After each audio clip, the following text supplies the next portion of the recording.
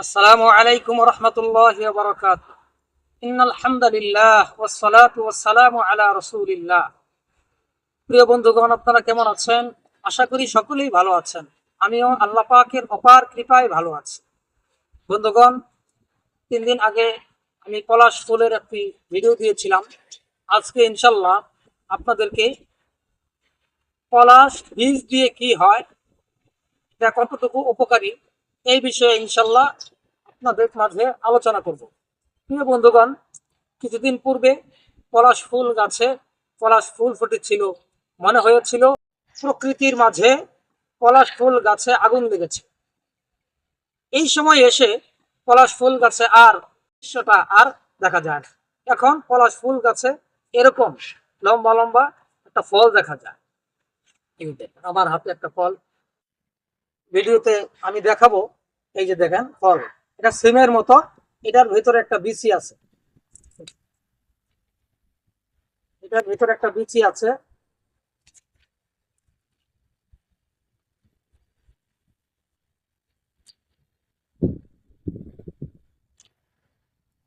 এই যে এই খুব পাতলা, একেবারে পাতলা। যে দেখে, এটা পলাশ ফুল গাছের বীজ। এই বীজ দিয়ে কি হয় সেই বিষয়ে ইনশাল্লাহ আলোচনা করব।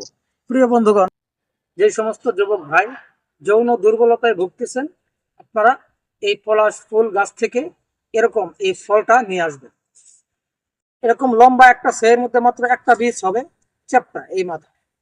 এরকম বীজগুলি সংগ্রহ করবেন। সংগ্রহ করে আপনারা এই বীজগুলি রোদ্রে শুকাবেন। শুকাইয়া পাউডার করবেন।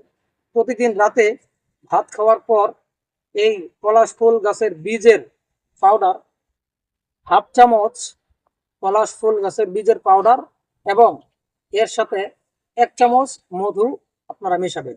মিশিয়ে এরকম ভাবে আঙ্গুল দিয়ে নেড়ে আপনারা চেটে চেটে খাবেন।